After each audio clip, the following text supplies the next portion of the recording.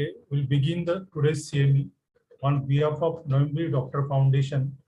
Myself, Dr. Arun Kure, welcomes you all for today's 144th CME. It's raining heavily outside. Rainy and post-rainy season.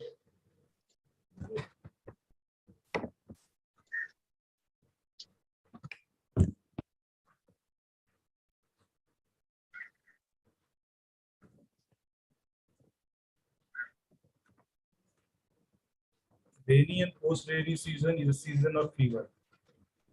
Here I remember our mentor Dr. S.V. Kulkarni sir's quote that next 100 days of this season is very important and crucial in family physicians' practice. This coming 100 days will make a difference in a family physician's earning and career. Every year we organize CMU on fever and we receive good response from all our participants. So today's topic of CM is diagnosis of fever, art and science. Most of these cases of fever are managed by primary care practitioners. Clinical features of this topical fever overlap with each other, make it difficult to arrive at a diagnosis, especially in a low resource setting where diagnostic facilities may be limited. Today we have techno-savvy physician of new generation with updated knowledge, Dr. Sagar Sinha, to talk on diagnosis of acute fever, art and science. He is a consultant intensivist and physician, head of critical care unit, associate professor of emergency medicine, Yamjem Medical College, institute in charge of COVID task force, chief intensivist of MGM Hospital and Research Center, CBD Belapur. He has teaching experience of 10 years, 132 works, academic output on his name, and many more awards and publications. I'm sure that his guidance will help us to understand today's topic and which will lead to better patient care. Over to you, Dr. Sagar Sinha. Thank you, Dr. Arun sir. It's a pleasure to be part of the physician community. Normally, we end up doing a lot of emergency, critical care, and acute medicine in the in-hospital scenario. But I completely agree with your opening statement that how that the basic, the initial management is done by the general practitioners, and they are really the frontline people who are going to interact with the patient first. And like you emphasize, it is crucial that the next few months our ground team and our first line warrior team does a great job. So with this, I'll just start the presentation. I believe the slides should be visible, and now I'm going into the full screen mode. Right. So good evening, everyone. Once more, thank you for NMDF for having me. And it's raining, so please be safe. Right. So I just wanted to start with a case, essentially where we had this some time back at our medical college hospital. And here is a case where we don't have any history, we don't have any situation, don't have any scenario. And in a case like this, we had to rely purely on a clinical examination and also on the labs heavily. But 99% of cases are not going to come like this. So this was a 27-year-old male found unresponsive names, and he was brought to the emergency department with low blood pressure and in a comatose state. His ECG was okay. He had hypoglycemia and the blood gas showed a severe acidosis. Now, in this case, you can't take a history. On examination, we did find pallor, icterus. We did find hepatosplenomegaly. But however, in a case like this, the diagnosis largely had to be on the basis of labs. So eventually, you can see on the slide that hemoglobin was low, counts were elevated, platelet count was extremely low, had elevation of SGOT, SGPT, bilirubin was elevated, patient had a bit of creatinine elevation, and he had a malaria essentially, and with a parasitic index of 15. CT showed a cerebral edema. X-ray didn't have any ARDS. And eventually this patient in the next couple of days made a full recovery and was managed very well by our team. But like I wanted to emphasize is that in this case, you have an absence of a history, but when we'll come to the aspect where you will not see a patient like this in the OPD. But what my whole point was to show that the initial labs and a clinical examination in the absence of a history can also lead to a diagnosis. So essentially, this is a broad approach to fever. Obviously, we look at a hyperthermia as a rare possibility with rare drug reaction, endocrine problems, environmental causes. But in really what we are dealing with, fever is basically pyrexia. We have non-infectious causes, which can be community onset, hospital onset. Then you have infectious causes, which are hospital onset. But really what the focus is today is to look at the community onset fever. Now, we will be bridging into tropical fever in the next few slides, but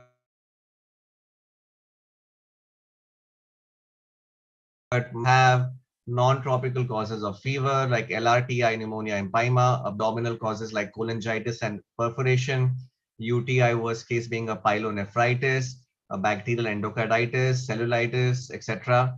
And however, we'll move now to the key aspect, which is tropical fever.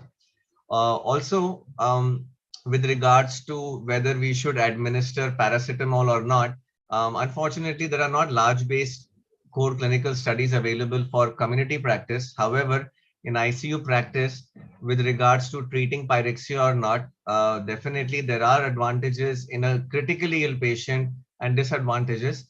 But that's something, again, not the focus of today, but just wanted to bring this slide out that just because there is fever, that does not mean that you always have to treat the fever with an antipyretic unless you meet a certain set conditions. So now let's come to our most important topic, which is how will you approach a community onset undifferentiated fever? We're talking about a scenario when you have a previously healthy person who is in the community, adult population, otherwise been well in the last 4 weeks, and basically presenting with a fever of more than 100.4 or 100.1 and having received no specific treatment. This is very important because then you can change the presentation of the fever itself. And very likely, like Dr. Arun sir mentioned, the patient will come to you, which will be a clean, fresh patient without any iatrogenic interference, meaning he's not already got some treatment which can mask some of the findings. At the very start, you need to make sure the patient is not critically ill. If the patient is in a serious condition, then immediately you have, it does not matter what the immediate diagnosis is, you have to look at the airway breathing circulation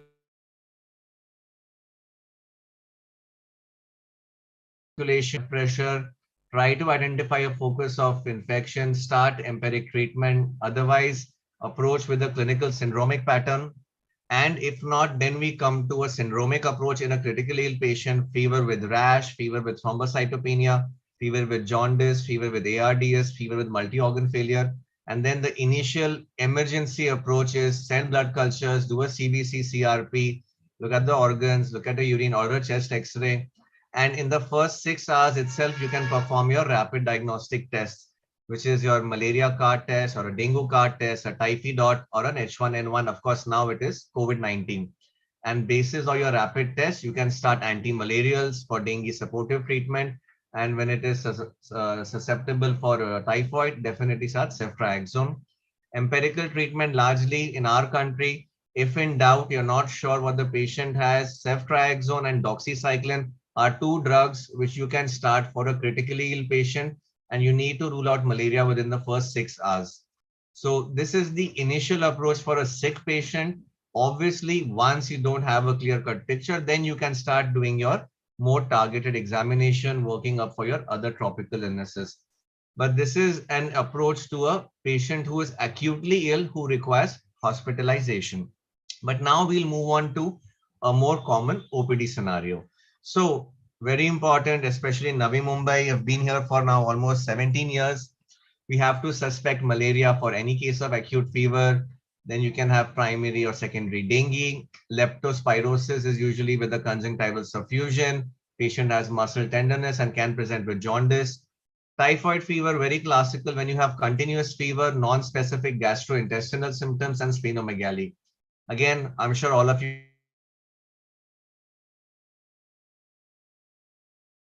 intensity has declined since its original outbreak a couple of years back. And then we have the most common spread right now is the viral illnesses, which we broadly call as ILI, influenza-like illnesses with mild sore throat and cough. Largely so the Omicron variant has been presenting like a simple ILI itself. Other pathogens, again, you have things like scrub typhus with an eschar, lymphadenopathy, and a rash. Then if you have a rash without a drug exposure, it can be mononucleosis, common organism is Epstein-Barr, or even other exanthemus illnesses like measles and rubella. Obviously, like I said, never miss out a community-acquired secondary bacterial infection. Do not miss out a pneumonia, an intra-abdominal infection, and especially urosepsis for our diabetic high-risk population. We know about Hep A and E, which causes a small indolent fever. Once the fever goes away, then you have onset of jaundice. Of course, you have rheumatic fever, again, which is now very rare in our country. And always tuberculosis remains as a large differential for fever, which is not resolving with constitutional features like weight loss.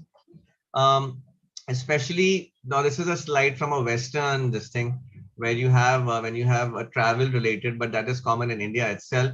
Essentially identifying the incubation periods. The point is that malaria can have an incubation period from under 7 days to all the way more than 3 weeks. Essentially, your influenza and your dengue all present in the first 7 days, whereas your malaria and your typhoid fever and leptospirosis can present up to 3 weeks. And with the others like Hep A and Hep E, amoebic liver abscesses, they can present after 3 weeks from the initial exposure or onset. Now, when we look at a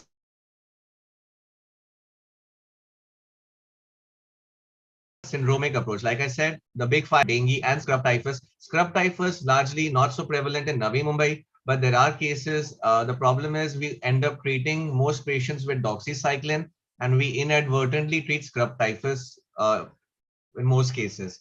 So when we look at fever with thrombocytopenia, dengue, rickettsial, meningococcus, malaria, lepto, measles, rubella, jaundice can be with sepsis, again, malaria, lepto. So malaria, lepto, dengue are common for most of them. Renal failure, again, malaria, lepto, dengue, common there again with sepsis as a possibility. Encephalopathy is a topic I will take at the very end because that requires a more targeted approach. Respiratory distress, again, there are a few dangerous causes, but your leptospirosis especially and malaria can present with respiratory distress as well. This is from the ICP monogram, which covers from the exposure part. Now we all know that mosquitoes are linked to most of the mosquito bites are linked to most of our things like malaria, dengue, yellow fever, including viral encephalitis like a Japanese encephalitis. Ticks, of course, we know can cause Lyme disease and rickettsial disease. Now with rodent exposure, of course, you've got the dreaded hantavirus, which probably is very prevalent in Mumbai and Navi Mumbai, but we are not able to diagnose. The most common what we see, of course, is leptospirosis.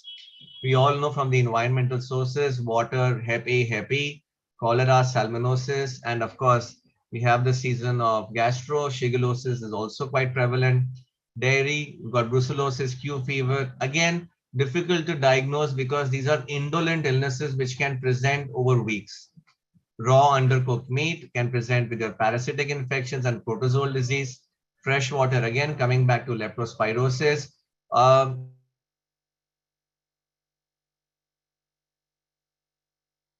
Free living amoebiasis infection, and of course, in a rural setting, especially, we have to look at hookworm, strongylosis, cutaneous liver migrans. High risk population, especially with tattoos and injections, you have Hep B and Hep C and HIV. Sexual contact, of course, is a big list. So again, in the history aspect, all these points can be sought.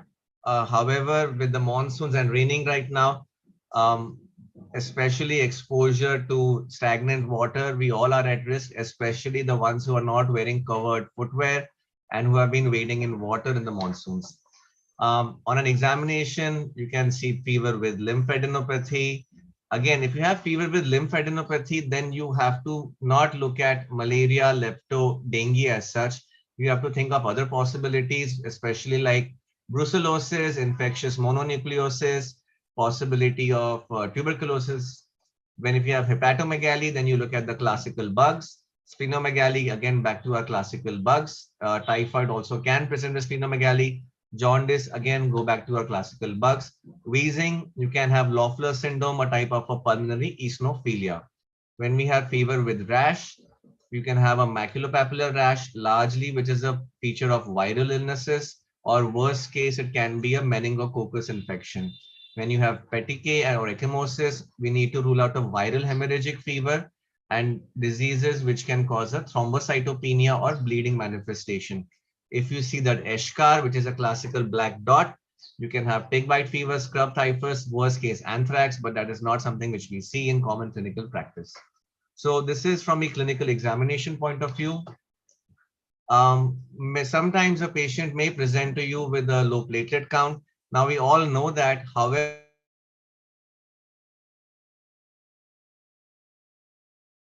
so in malaria, this is the pattern where there can be a rise and a drop and a gradual improvement. Enteric fever can be a stepladder pattern. Dengue is a disease in which the platelet count can go down, plateau, and then rise. Lepto, rickettsial, and drug fever, usually the platelet count responds without any specific treatment. What I mean to say is that you don't need to give transfusions necessarily, and the platelet count may rebound with even without treatment if it is a mild case of the disease. This is a slide to show the different organ involvement with malaria, dengue, typhus, hantavirus, typhoid, TTP, HUS, DIC are hematological conditions. Essentially, malaria can have presentation with all the possible involvement, malaria, dengue, and leptospirosis. However, typhoid rarely involves the lungs, typhoid rarely involves the kidneys.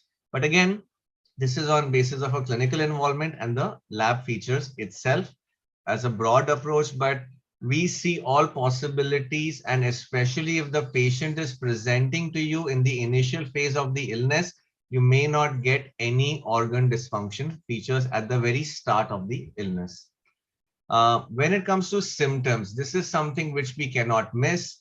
Fever with chills, as we all know, classically taught to us, malaria is the classical fever with chills and rigors. However, we can get mild fever with chills in all the other illnesses as well. When we come to myalgia, myalgia is a very specific feature more of leptospirosis, backache, retroorbital pain, arthralgia are features of dengue. Dark colored urine can be seen in malaria. Jaundice again can be seen in leptospirosis and dengue. Lymphadenopathy is only seen in enteric fever. You will not see it in other diseases except for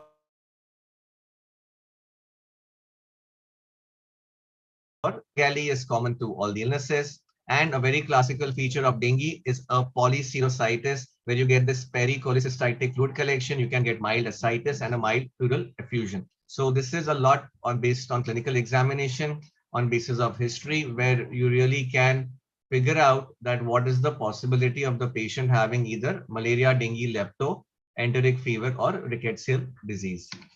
Malaria, again, this is basically ending with a approach to the illnesses. However, let's look at the big five now, starting with malaria.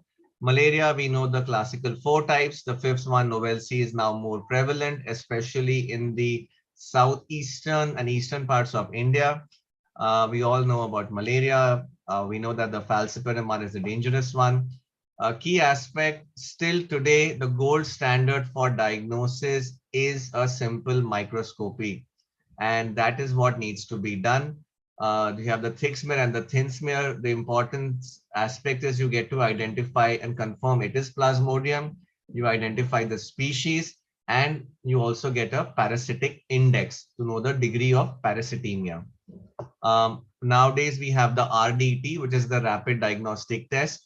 Now we need to understand that they test depending on this histidine-rich protein dipstick or a LDH dipstick, or you've got the MCT method. The key aspect is when you send this to the lab or you do it in the clinic, you need to know of that particular test. Is it approved not by the FDA, but in India, you've got the various other bodies. What is the sensitivity and the specificity? So ensure that the lab which is giving this RDT report to you, next time you ask them, what is the sensitivity and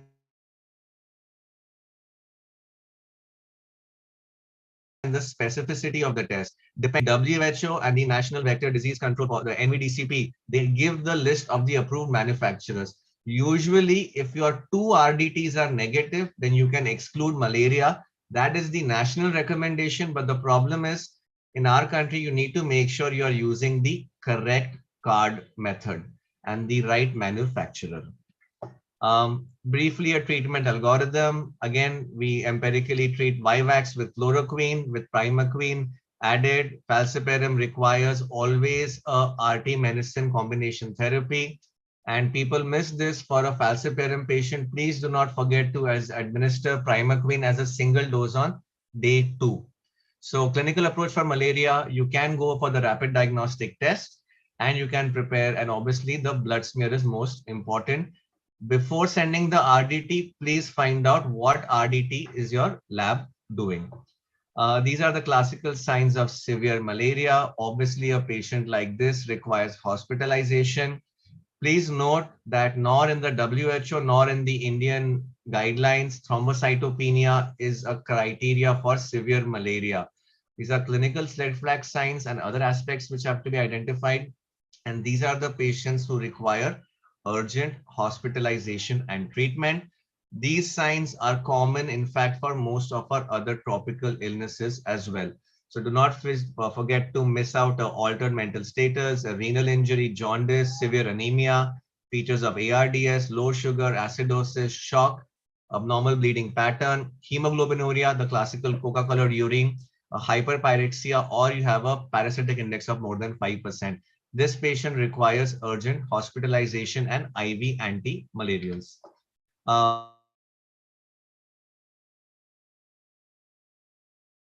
Of course, anti-malarials, this is just to revise. Artesunate is much better, and now even in pregnancy, it can be used across all the 3 trimesters. Artemether and Arteether, IV, not really. As like I said, artesunate is the best preferred formulation. Dengue, we know it's a flavivirus. It has serotypes 1 to 4. We have the environmental factors, features with rainfall, water stored as stagnant water. We all know, we all have seen dengue cases. The usual incubation period is 8 to 10 days. And like I said, it can go up to 14 days as well. Dengue is essentially a immune mediated disease. It is not that the viremia, very rarely you see cases of dengue encephalitis, which is cerebral involvement. However, most of the time, it is the antigen antibody and a T cell mediated cytokine surge. That is why the initial treatment of dengue is just supportive care. This is the most important slide of dengue. Essentially, you need to understand, and this is important to understand in which phase of the disease are you going to get the diagnosis. So the first 3 days are the days of the fever.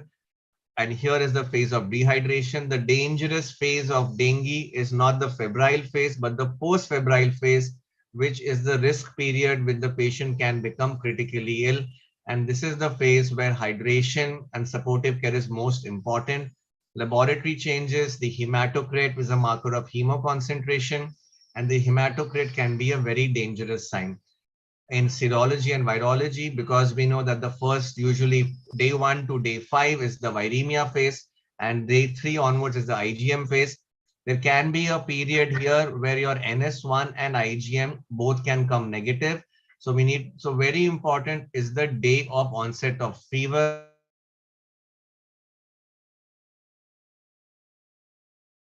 is the critical part. And once you have to really start managing the patient much better. Now, dengue, of course, you've got the undifferentiated class, which is mild to moderate, rash, and you've got the severe one. Again, severe ones, you can have worst case shock. The classification is, of course, you've got dengue fever, grade 1, grade 2, and going to grade 3 and grade 4. Again, as you can see, DHF1 going to DHF4, essentially the patient is progressing to a multi-organ injury. Patient is going ultimately to a profound shock with the dengue hemorrhagic fever. It's very important that very few patients actually reach DHF3 and DHF4. Most of them are DF and the initial part and DHF1 or 2. The most important part is not really a platelet count. It is the hematocrit, which is going up.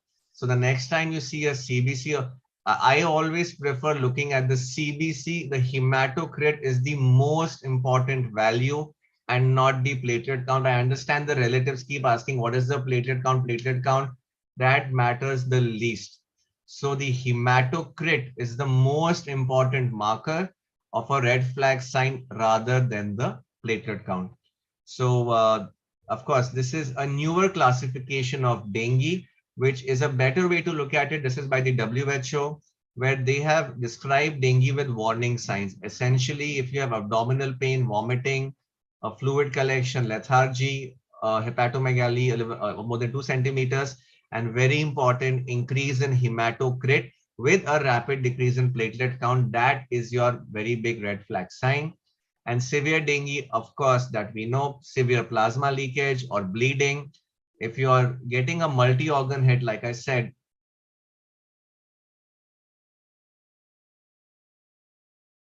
and a liver injury when the enzymes can be more than 1,000. This is when you need to be very careful. And like I said, it is very important to identify in which phase of the illness has the patient presented to you. So again, a similar aspect of the warning signs, like I said, is just a repeat of the previous slide. Again, to emphasize, the hematocrit is a very, very important marker. And dengue can also present with neurological involvement, with GI involvement, renal involvement. Like I said, myocarditis is also seen in dengue patients. Some patients can present with ARDS as well. And you can have even conjunctival bleeds, dengue with a low platelet count. So dengue and malaria essentially can affect all the organs of the body. Again, going back, a brief approach, essentially, you have to see what is mild dengue, moderate dengue, severe dengue. When you have to look at home management, you keep a close watch and advise a possible hospitalization. So those are the red flag signs. Like I said, that vomiting, abdominal discomfort, weakness, effusion ascites, hepatomegaly, and the hematocrit going up is possibly when for a high-risk patient advise hospitalization. Do not let the patient probably reach severe dengue. So again, dengue, like I said, you have the febrile phase where you have the lot of constitutional features, the rash presents. Then you have the critical phase, usually within 48 hours of the fever going away, which you have to be worried about. And in most patients, you have the recovery phase where the patient gradually gets better. As I repeat, NS1 in the first 3 to 5 days, IgM usually by day 5 it develops. Again, same aspect with the rapid diagnostic kits. Please see the manufacturer of your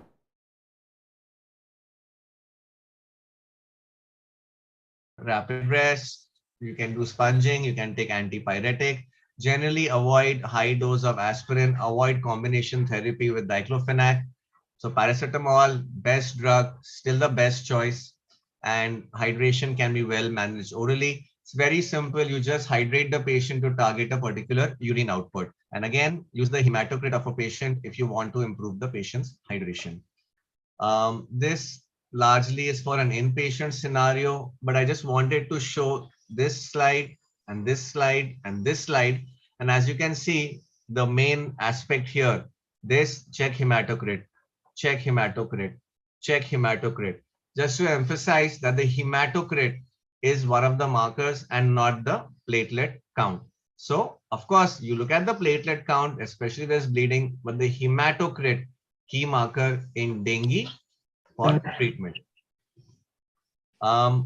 Bleeding manifestations, important that only if there's active bleeding. Otherwise, the platelet count can be as low as 5 to 10,000 before you need to give a transfusion. And you may require to give additional blood products depending on the patient's critical aspects. Right, the number 3, lepto.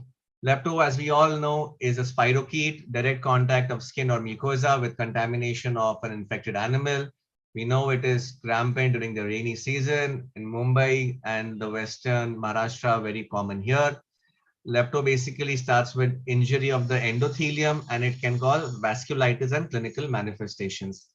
Again, very important with lepto, you can have an up to 3 weeks phase of manifestation. The first stage is of the fever, and week 2 and week 3 is the convalescent phase. Lepto is a notorious drug, notorious bug to identify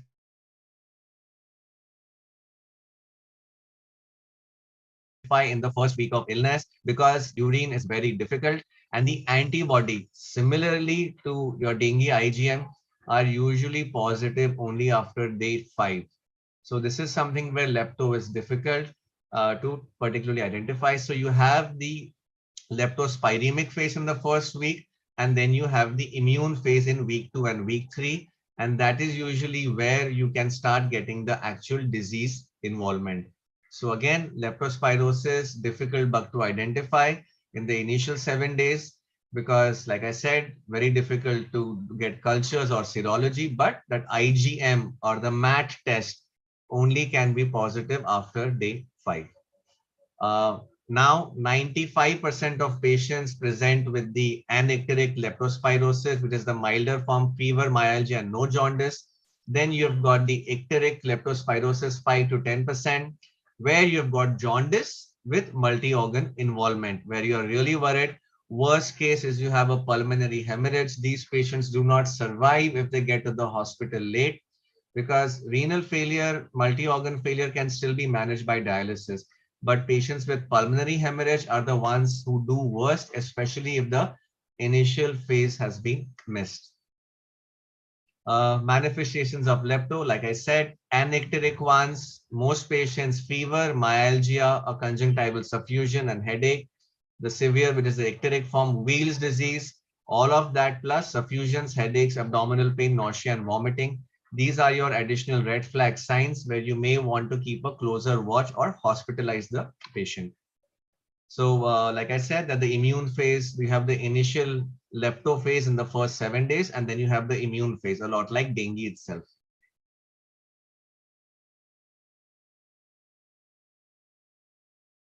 Like I said, leptospirosis, isolation method, microscopic, the dark field microscopy, which is something which our labs have not, the yield is not very good. So it's difficult to grow it. This is what we commonly use. The immunological tests like ELISA or your latex bex aggregation test. Problem is, I'm again saying, is only positive after day 5. PCR, again, only done in rare centers. Management of lepto, like I said, initial part could be identify whether it is mild or moderate disease. Other marker in this case could be elevated levels of creatinine and phosphokinase CPK levels. You really don't do cultures for a positive serology, it's difficult. And like I said, that the IgM sensitivity is 52 to 89%. The specificity is more than 94%, but the problem is it's positive only after a few days. So which test you should do when? Like I said, within 7 days, there is no point of doing the IgM or the MAT test. Probably the blood culture, going to a good lab or a PCR.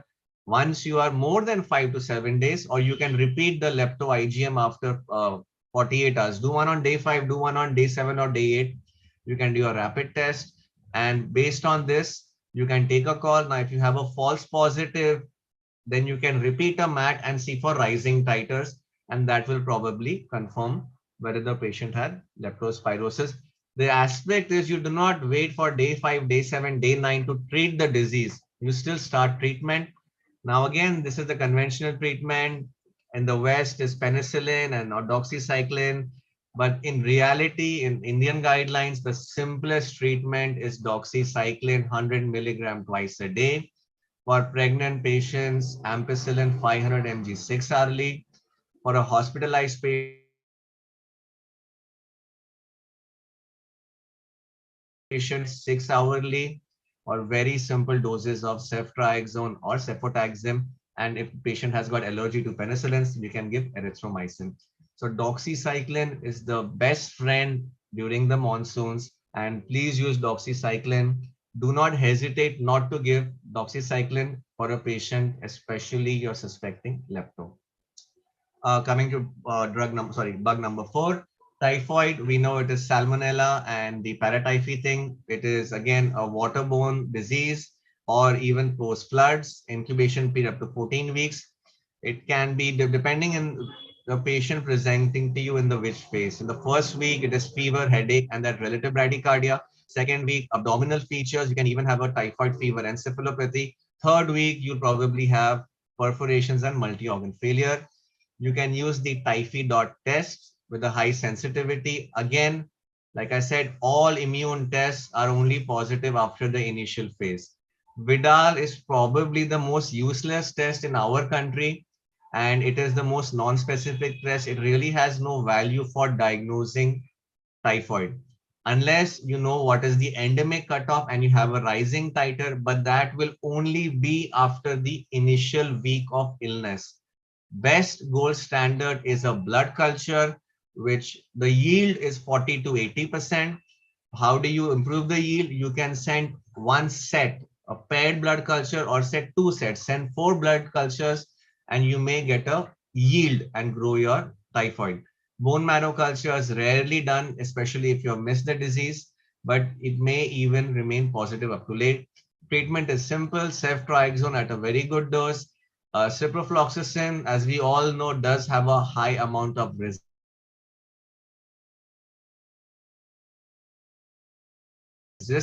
in select cases of encephalopathy or patients with other types of multi-organ involvement.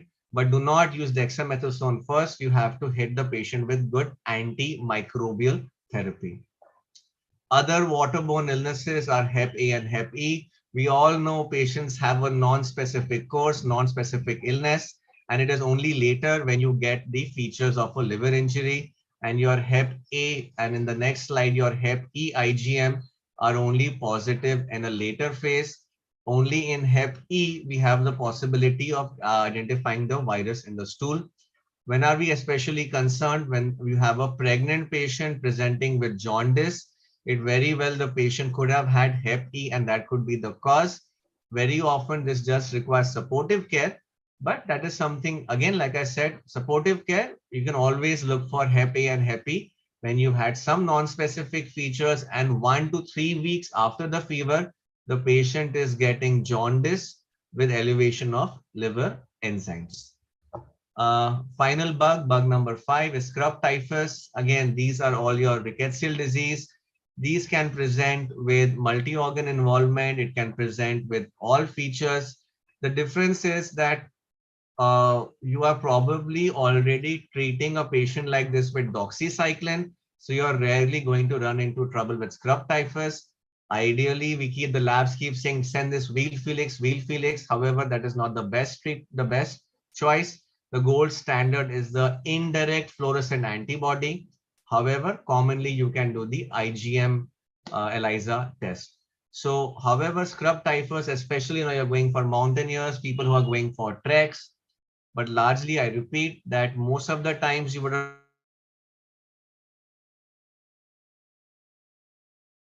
have already treated scrub typhus by in the tropical illness. Japanese encephalitis, again common in Uttar Pradesh, not so common in Western Maharashtra.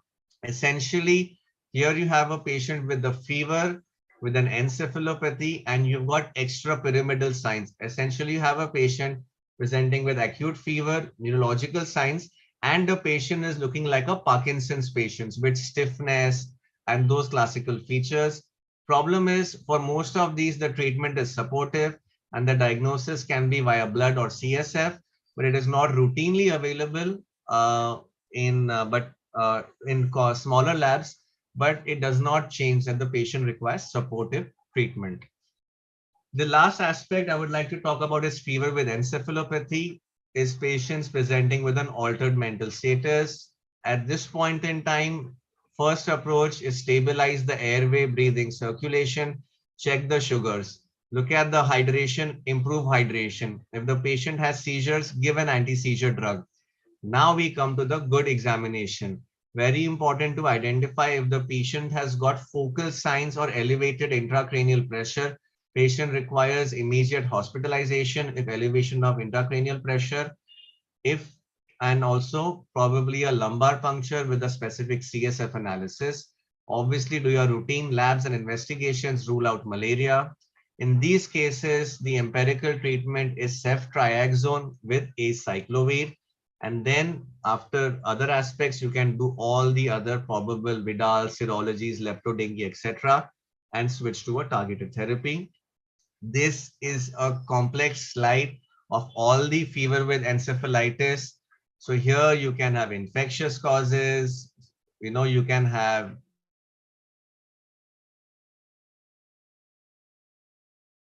systemic infections causing effect on the breast. Etiology, you have all the possible infections, bacterial, viral, even tuberculosis. It can also be as part of sepsis. This is a lovely slide showing all the viral meningoencephalitis, but the problem is the only virus we can actually treat is the herpes simplex virus. That is why in any case, you are just going to give acyclovir because the other viruses don't really have an antiviral. And you can have other aspects. You can even have exposure. You can have AIDS, immunocompromised patients. Essentially, what are you worried for? Fever, neck stiffness, signs of meningitis, multi-organ involvement. What are the warning signs? Papilledema, any cranial nerve involvement, any brainstem signs, any paralysis.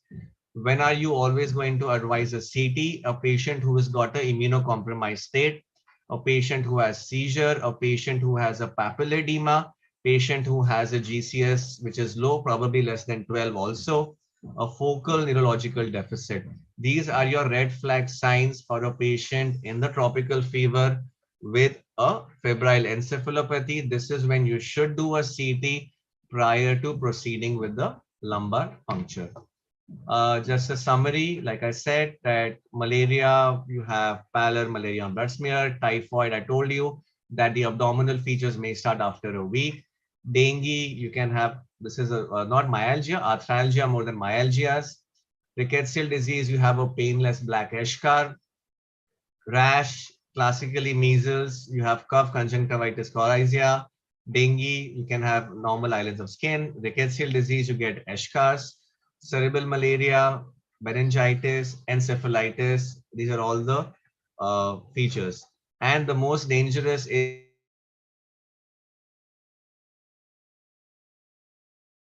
your hemorrhagic fevers. Luckily, we don't. It's just a broad approach to the overall aspects so far. So in summary, coming to our big 6 or big 5, malaria, incubation period 10 to 14 days, high grade fever, jaundice, splenomegaly, thrombocytopenia, look at the thick smear, thin smear, and use your dipstick test, which is your RDTs, leptospirosis, fever, myalgia, conjunctival suffusions, thrombocytopenia, IgM usually after 5 days. Dangerous signs are hepatorenal syndrome and pulmonary hemorrhage. Dengue, usually short incubation period. You can have a relative bradycardia. You can have serositis. Look for thrombocytopenia, leukopenia, NS1 positive in the first 5 days, IgM after day 5. Scrub typhus, fever, myalgias, rash, eschar, and lymphadenopathy differentiated from the others. Then, of course, H1N1/COVID. We all know how this presents. Influenza-like illness. Enteric fever, high-grade fever, splenomegaly. Important to do culture in the first week. Hantavirus is something which we see when we can't get anything, which is pulmonary hemorrhage. And here, largely, you just have to give supportive care. This is a treatment algorithm from the IACCM guidelines. Essentially, if you have fever with thrombocytopenia, avoid anticoagulants, watch for bleeding, SOS transfusion, do not give steroids. Fever with jaundice, ceftriaxone, doxycycline. Fever with renal failure, ceftriaxone, doxycycline. Fever with encephalopathy, ceftriaxone, acyclovir, neurological monitoring. Fever with respiratory distress, ceftriaxone, azithromycin, and consider antivirals like Tamiflu. Obviously, in all of this, do not forget, because you have ruled out malaria in the first.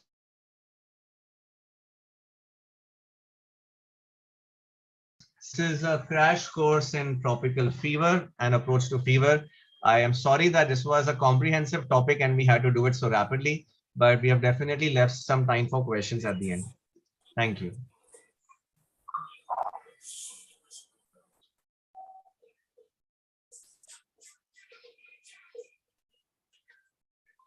We have received one question from Dr. Oswal. I think he's asking which is the best rat kit for rat test. So, sir, I'll suggest that for the rapid antigen test on the ICMR website, there are a list of the approved manufacturers available, and any one of them approved by the ICMR, whatever can be bought by the lab, any of them are fine. So it's not that we have to go for a particular brand, but whichever one is approved by the ICMR, they have that list on their website. And one more question is accommodated same question, that how you identify SCP severity wise, like. Right. So, sir, essentially the easiest way to remember is that if you catch a normal hemoglobin of a person, ideally should be about 15, 1.5. The hematocrit should be thrice that. So the hematocrit should be 15 into 3, which is 45.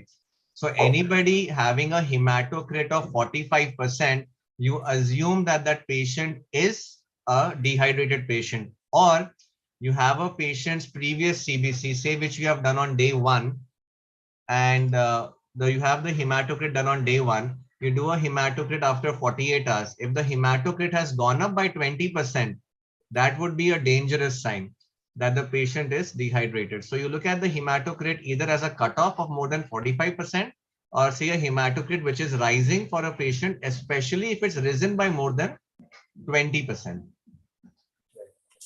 Do you find cases of Zika virus here? So, sir, Zika, there is, again, Zika outbreaks are not, in fact, although there is an article which just suggested that there is a case of potential Zika, which has presented, I believe, in, I think, Malad or Borivali, I'm not sure, I'm yet to verify that. But Zika virus, again, is a largely supportive treatment. And the test, again, is, it's a lot like dengue. In the first 7 days, you can do largely the PCR test. However, after day 5 onwards, you have to go to the IgM test. Zika, the only the patient population you have to be concerned about is the pregnant population, because of the risk of having a abnormal fetal development. Otherwise, Zika is a very mild illness for 99.9% of the population.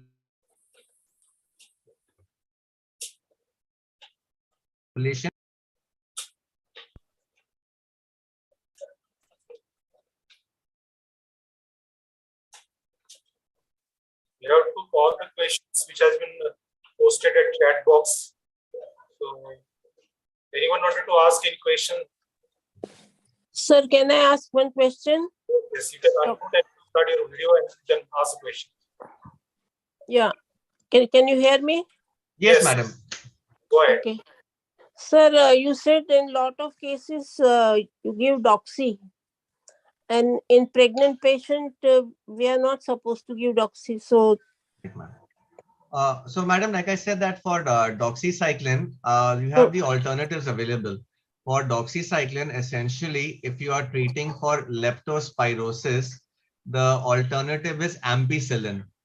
And when you want to treat for a respiratory illness, or for things like, say, a scrub typhus or the other classes, then you can use azithromycin. So azithromycin or ampicillin are good alternatives depending on what are you intending to treat. Are you trying to treat the lepto type of illness, or are we trying to treat an illness which we are not sure of, like rickettsial disease or a lung disease? So then the alternative is ampicillin or azithromycin. and sir, with the typhoid, do we give AZ along with ceftriaxone, or it is not combination is not good? So, madam, what we do is that now it depends how sick the patient is. Number one, so we need to know what is the prevalence of your quinolone resistance in your area. Like how resistant is, say, ciprofloxacin or ofloxacin or levofloxacin, for example. Now, if I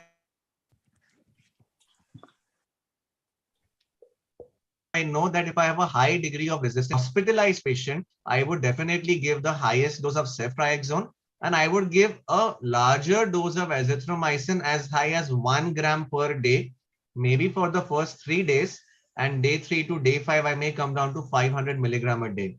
I'm talking about a hospitalized, acutely unwell patient. However, on an outpatient basis, I would use a higher dose of, say, a cefixime or a cefuroxime with a dose of azithromycin. The whole point in enteric fever is a very important endpoint, which is called defervescence. You have to try to get the patient to be afebrile within 3 to 5 days of treatment. So either you can start, but it depends on the whether it's a low risk patient or a high risk patient.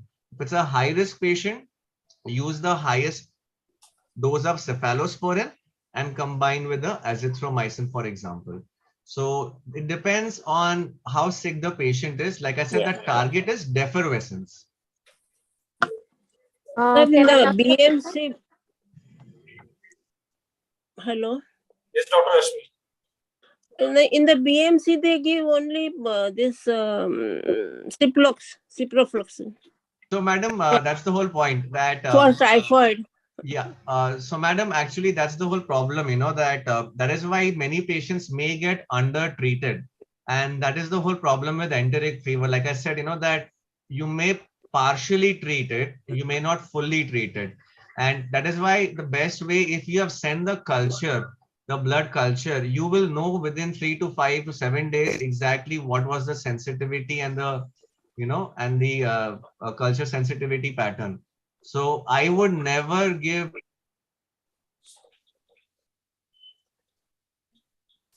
a quinolone monotherapy at least in 2022. This was probably okay 10 years back, but not today. Thank you. Thank you. Thank you. Yeah, I'm Dr. Rashmi here. Can I ask a question? Yes, go ahead, madam. Yeah. So basically nowadays we are getting lots of flu-like illnesses, and the corona test, rapid or RT-PCR, is coming negative. So is it a new variant, or we consider it as flu, or we consider it as COVID and to give antibiotic or not? Like generally COVID, we are taught not to give antibiotic, but if it is rapid or RT-PCR negative, and even all the family members are getting the same. So is there any sign that this is COVID and this is flu? Ma'am, ma'am, originally with the first variant, there was a lovely table which had COVID-19 and influenza and H1N1, and essentially that gave us the differences. But what has happened, and because of the Omicron variant, essentially that is presenting with a very simple flu-like illness. So with Omicron, it is severely overlapping. The aspect is that it's a lot, the principles haven't changed what the H1N1 guidelines was, which was very simple. You identify patients with category A, B, and C, essentially, which was a very simple approach. Category A is the mild, category is B, having some moderate symptoms or at-risk patient. Category C is extremely high-risk patients with symptoms for more than 48 hours. And then you target an approach, whether it is H1N1 or whether it is COVID-19. If it is a canny case, we don't really have an antiviral for COVID-19 on an outpatient basis that actually works. Category B, keep a close watch. Category C, especially for all category Cs with dangerous signs, or category B with moderate features, whether H1N1 or whether COVID-19, you probably may want to work up, check the markers like CRP, maybe do chest imaging and start treatment. The funniest thing about H1N1 is oseltamivir only works when administered within 48 hours of symptom onset. I don't think any patient is going to come within 48 hours of symptom onset. Even if you send that RT-PCR for confirmation to the lab, it will be 48 hours from day one of the symptom onset. So again, in 99% of cases, it doesn't change our treatment line. For all influenza-like illnesses, largely supportive care, watch for signs of deterioration, SOS hospitalization. Okay.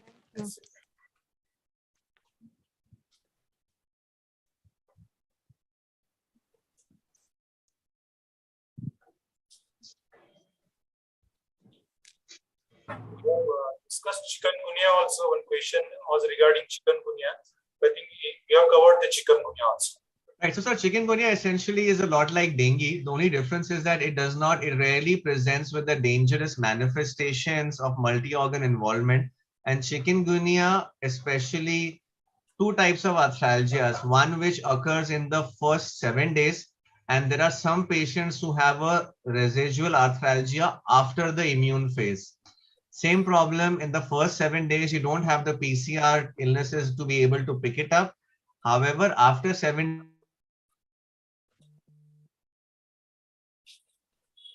days, fever with arthralgia, you can just give supportive treatment. Paracetamol works. Some studies suggested that indomethacin is better. However, it is recommended to still use paracetamol. I would strongly urge to avoid steroids in the first 7 days. And if at all you have a post-immune phase with arthralgia, where the chikungunya IgM is positive and you have triggered an immune-mediated arthritis, in those cases, indomethacin, sulfasalazine, or steroids can be considered. But chikungunya just requires supportive care in the first 7 days. So, any antibiotic for prophylaxis of leptospirosis? So there is the leptospirosis is the prophylaxis is suggested. Basically, you can have 100 to 200 milligrams once a week, every Sunday. However, this is for, of course, this is an alternative for malaria. Some of the Indian, I wouldn't say guidelines, some of the Indian authors suggest 200 milligram of doxycycline once every 2 weeks in a high risk endemic population. But again, it's not that everyone has to take it. You know, that I would not be taking it every Sunday, for example. Yes, if I have had to wade out of water when I am stuck, say for an example, perhaps, yes, on that weekend or the next weekend, I may pop in 200 mg of doxycycline, and that's it.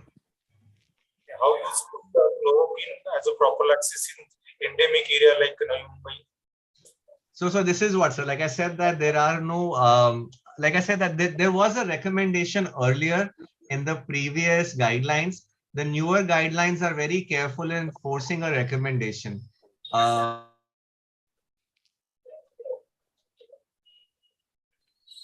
Lariago tablet every call day without any thinking. You know, we should just take Lariago tablets every call day. And that was the simplest chemoprophylaxis. So in the entire monsoon, 3 months, we should just take Lariago tablets. That being said, is that not that it is strongly recommended anymore, but probably for a high-risk population, for the exposed population, on a case-to-case basis, it may be considered. But it is not a uniform platform that it must be given. So I think we have covered all the questions from chat box. So it's a wonderful, very informative session by Dr. Sinha. Any question from Dr. Rashmi, please? Go ahead. No, sir. Thank you. Okay, thank you. So very wonderful and very informative session from Dr. Sagar Sinha. We have approached from all the angles: signs, symptoms, duration, exposure, pathology, and you have focused more on big fives. So thank you very much, Dr. Sagar Sinha. It was a wonderful and very informative session. Thank you all participants for the huge response and your questions. Thank you all. Thanks everyone. Thank you. Thank you, sir. Thank you, NMDF. And thank you for the participants for their time. Thank you.